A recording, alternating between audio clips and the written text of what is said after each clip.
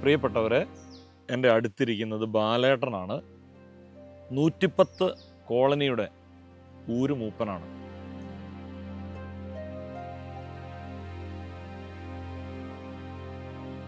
ബാലേട്ടനൊരു അപകടത്തിൽ ബാലേട്ടൻ്റെ ഒരു കാല് മുറിച്ചു മാറ്റുന്നൊരു സാഹചര്യം വന്നു. അതിനുശേഷം ബാലേട്ടൻ്റെ എല്ലാ കാര്യങ്ങളും ചെയ്യും. ബാലേട്ടൻ പണിയെടുക്കും, പണിക്ക് പോവും. അങ്ങനെ സ്വന്തമായി അധ്വാനിച്ച് ജീവിക്കാൻ ആഗ്രഹിക്കുന്ന ഒരു വ്യക്തിയാണ് ബാലേട്ടൻ. ബാലേട്ടൻ ഒരു സ്വപ്നമുണ്ട്, അധ്വാനിച്ച് ജീവിക്കണം എന്നൊരു സ്വപ്നം. അതിന് നമ്മുടെയൊക്കെ സഹായം ബാലേട്ടൻ ആവശ്യമുണ്ട്. അപ്പോൾ അതുകൊണ്ട് പ്രിയപ്പെട്ടവരെ, ബാലേട്ടൻ്റെ ജീവിത കഥ നമുക്ക് കാണാം.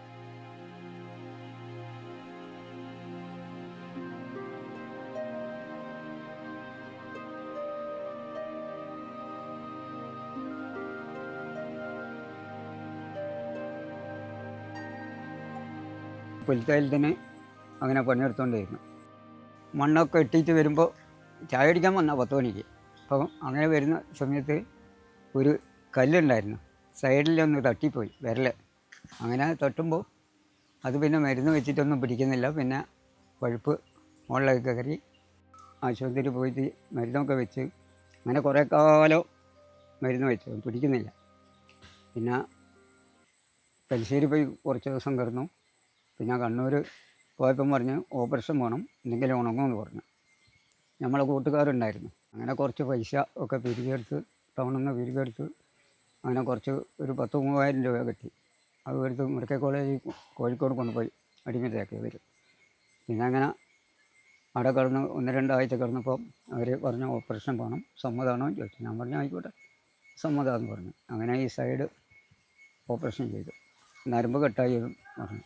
അങ്ങനെ ഓപ്പറേഷനൊക്കെ കഴിഞ്ഞ് ഇവിടെ വന്ന് കുറേ കാലം നിന്ന് പിന്നെ ഏകദേശം ഉണങ്ങിയതിന് ശേഷം പിന്നെ കൂലിപ്പണിക്ക് പോകും. ഇഞ്ചിൻ്റെയും മഞ്ഞളിൻ്റെ പണിയൊക്കെ ഇഷ്ടം പോലെ ഉണ്ടായിരുന്നു പണ്ട്. അതിനൊക്കെ മണ്ണിടാനൊക്കെ പോകും.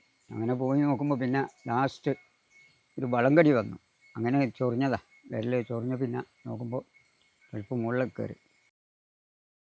ഡോക്ടറെ നോക്കിയിട്ട് പറഞ്ഞു, ഇത് ഇപ്പം മരുന്ന് വെച്ചാൽ എന്തായാലും ഉണങ്ങില്ല പലാന്ന് പറഞ്ഞു. ഞാൻ പോയിക്കോട്ടെ, ഇനി എന്താ ചെയ്യുന്നത് സാറേ എന്ന് ചോദിച്ചു. അത് മുറിക്കാൻ സമ്മതമുണ്ടോ എന്ന് ചോദിച്ചു. എന്നോട് പറഞ്ഞ് മുറിച്ചാൽ ഞാൻ ഉണക്കി തരാമെന്ന് പറഞ്ഞു. ഞാൻ പറഞ്ഞു ആയിക്കോട്ടെ സാറേ എന്ന് പറഞ്ഞു. അങ്ങനെ പുള്ളി 3ാമത്തെ മുറിച്ച ഉണക്കി 3 മുറി മുറിച്ചു കാലിന്. പിന്നെ ഇത് പോകാനായപ്പം പുള്ളി പറഞ്ഞ പൈസ ഉണ്ടോ പോകാൻ? ഞാൻ പറഞ്ഞ സാറേ വണ്ടിക്കൂലിക്കൊന്നും അങ്ങനെ ഇല്ല, ഒരു 1000 രൂപ ഒക്കെ കൂടി കിട്ടി. അത് എടുത്ത് നമ്മൾ നാട്ടിലേക്ക് വന്നു.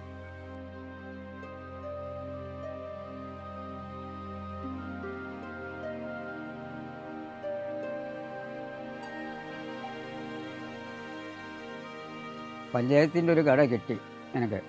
അത് കുറേ കാലം അതിൽ ചെയ്തുകൊണ്ടിരുന്നു. പിന്നെ കച്ചവടമൊക്കെ കിട്ടി. പിന്നെ ട്രൈവലിൻ്റെ വക കുറച്ച് പൈസ കിട്ടി, ഒരു 30,000 രൂപ കിട്ടി. അതിനെ കൊണ്ട് കുറേ കാലം അങ്ങനെ കച്ചവടം ചെയ്തു.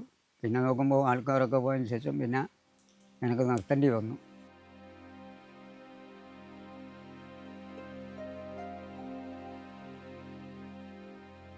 ഇതിലിപ്പം നമുക്ക് ബിസ്ക്കറ്റ്, പിന്നെ കുറച്ച് സോപ്പ്, ഇങ്ങനെ കണ്ട ഈ 10ൻ്റെ ഒരു ചെറിയ വെളിച്ചെണ്ണ ഇല്ലേ, അങ്ങനെ അത് 10ൻ്റെ 20ൻ്റെ ഉണ്ട്.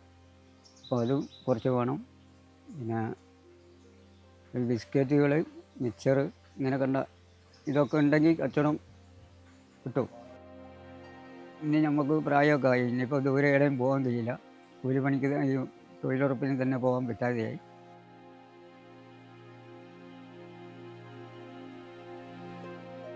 കുറച്ച് കാലങ്ങൾ മാത്രമേ ആയിട്ടുള്ളൂ നിർത്തിയിട്ട്. അതുവരെ കട ഉണ്ടായിരുന്നു കുറേ കാലം, 3-4-5 വർഷത്തോളം ഇങ്ങനെ നടത്തിക്കൊണ്ടിരുന്ന. പെൻഷൻ കിട്ടുന്നുണ്ട്, അതിനെ കൊണ്ട് അങ്ങനെ അങ്ങ് തിരക്കി പോവുക കുറേശ്ശെ. ഇതാണ് എൻ്റെ കൂട്ടി. കുറേ കാലങ്ങളായി ഇത് കേട് വന്നിട്ട്. ഞാൻ പഞ്ചായത്തിൽ ഇരിട്ടി ബ്ലോക്കിൽ അറിയിച്ചിട്ട് അവർ കടലാസ് കൊടുത്തിട്ട് അപേക്ഷ കൊടുത്തിട്ട് കിട്ടിയിട്ടില്ല എനിക്ക് ഇതുവരെ. കഴിഞ്ഞ വർഷം കൊടുത്തതാണ്, ഇതുവരെ കിട്ടിയില്ല. പിന്നെ അതിൻ്റെ നമ്പറൊന്നും വെച്ചിട്ടില്ലായിരുന്നു. നമ്പർ വെക്കാതെ അത് കുറച്ച് ദിവസം ഞാൻ പഠിച്ചുകൊണ്ടിരുന്നു. പിന്നെ ഒറ്റയ്ക്കൊക്കെ എടുത്ത് വെടിയൂരൊക്കെ പോകാൻ തുടങ്ങി.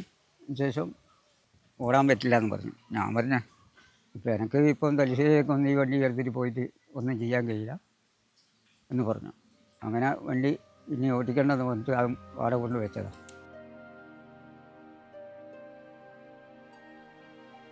വീടുകൾ ചോരുന്നുണ്ട്. ചോർന്നിട്ട് ഇങ്ങനെ ആരും കുറച്ചൊന്നും താമസിക്കുന്നില്ല. കുറേ ആൾക്കാരൊക്കെ ഷെഡൊക്കെ വലിച്ചു കെട്ടി ഇങ്ങനെ താമസിക്കുക പുറത്ത്. വീടിൻ്റെ ഉള്ളിൽ കയറാതെ സിമെൻറ്റൊക്കെ നടന്നു പോകാൻ തുടങ്ങി. ഈ വീടിൻ്റെ ഒക്കെ കുറേശ്ശെ നടന്ന് താഴോട്ട് പോകാൻ തുടങ്ങി. പിന്നെ അങ്ങനെ അതുകൊണ്ട് വീട്ടിലാരും ഇപ്പം കാര്യമായിട്ട് പേടിച്ചിട്ട് കിടക്കുന്നില്ല. എല്ലാം ഷീറ്റ് വാങ്ങുക, ഷെഡ് വലിച്ച് കെട്ടി അവിടെ താമസിക്കുക. നമ്മൾ തന്നെ ഇപ്പം ഇതിൽ കിടക്കാൻ പറ്റില്ല ഈ വീട്ടിൽ. അപ്പം ആ വീടും ചോരുന്നുണ്ട്. പിന്നെ നമ്മൾ നീളത്തിൽ ഷെഡ് കെട്ടി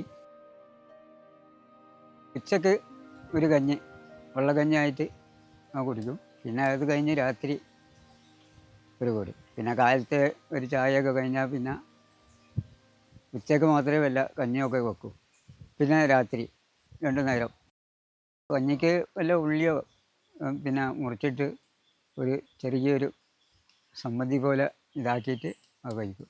ചൂടാക്കി എണ്ണയിൽ വറുത്തെടുത്തിട്ട് കഴിക്കും. പച്ചമീൻ വരുവാണെങ്കിൽ പച്ചമീൻ വാങ്ങിക്കും. പൈസ ഇല്ലെങ്കിൽ പിന്നെ അത് വാങ്ങുകയില്ല.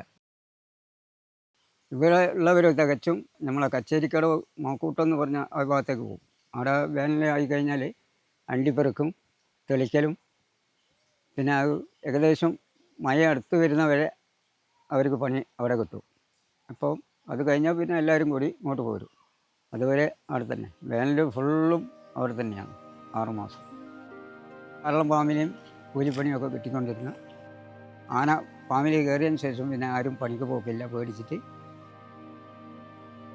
ആന മഞ്ഞാന്ന് വരെ വന്നു ഇതിൻ്റെ താഴെ, ഈ തോടിൻ്റെ താഴെ ആ പറമ്പത്ത് വന്നിട്ട് കുറച്ച് ഒരു തെങ്ങ് കുത്തിയിട്ടിട്ട് അതിൻ്റെ കൂമ്പൊക്കെ തിന്ന്. പിന്നെ അതേപോലെ ഒരു മറ്റേ കടച്ചക്കൻ്റെ ഉണ്ടായിരുന്നു ഇല്ലേ, അതിൻ്റെ തൈയൊക്കെ കുത്തി മറിച്ചിട്ട് ഒക്കെ പോയി. അത് ഇതിൻ്റെ ഉള്ളിൽ തന്നെ കളിക്കുന്നതാണ്. ആ മുകളിൽ നിന്ന് അവർ പടക്കം പൊട്ടിച്ചിട്ട് ഫോറസ്റ്റ് ഇങ്ങോട്ട് വിടും. അത് തിരിഞ്ഞങ്ങനെ കയറി പിന്നെ ഇങ്ങോട്ട് ഇപ്പുറത്തെ കൂടി ഇറങ്ങി ഇങ്ങോട്ട് പോരും. അങ്ങനെ കളിക്കലാന. ഇപ്പം ദൂരെ വിട്ട് പോക്കില്ല. ഇപ്പോൾ ഇന്ന് മുകളിലുണ്ട് ആന, ഇതിൻ്റെ മുകളിൽ ഫോറസ്റ്റിൽ. ഇന്ന് കാലത്തെ കുറച്ചാൾ കാട്ടിൽ പോയി വിറക് നോക്കിയിട്ട് പോയതാണ്.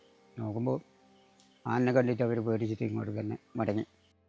പാമ്പിൽ കണ്ടമാനം ആളെ ആന കൊന്നിട്ടുണ്ട്. പക്ഷെ ഇതുവരെ ഇവിടെ അങ്ങനെ ആരെയും കാര്യമായിട്ട് ആന ഇങ്ങോട്ട് വന്നിട്ടുമില്ല. ഇപ്പോഴാണ് കുറച്ച് ഒരു 2 മാസത്തോളമായി കാര്യമായിട്ട് ഇതിൽ കറങ്ങുന്ന ആന. ഇതുവരെ ആനൊന്നും വന്നിട്ടില്ല. ഈ ഓഗസ്റ്റ് മാസം ശരിക്കും ഓണത്തിൻ്റെ കാലമാണ്. മാവേലി നാട് വാണിടും കാലം, മനുഷ്യരെല്ലാവരും ഒന്നുപോലെ എന്നൊക്കെ പറയുന്നു. നമ്മളെല്ലാവരും ഒന്നുപോലെ എന്നൊക്കെ പറയും. പക്ഷേ നമ്മുടെ സമ്പത്ത് കൊണ്ടും നമ്മുടെ സ്നേഹം കൊണ്ടും ഒക്കെ മനുഷ്യരെ ഒന്നിപ്പിക്കാനായിട്ടുള്ളൊരു വിളിയും വെല്ലുവിളിയും ഈ കാലഘട്ടത്തിൽ നമുക്ക് ഏറ്റെടുക്കേണ്ടതുണ്ട്. ഹിന്ദുവും ക്രിസ്ത്യാനിയും മുസൽമാനും ഒക്കെ തോളോട് തോൾ ചേരുമ്പം ഇതുപോലുള്ള ജന്മങ്ങൾക്ക് ജീവനും ജീവിതവും തിരിച്ചു നൽകാൻ നമുക്ക് കഴിയും.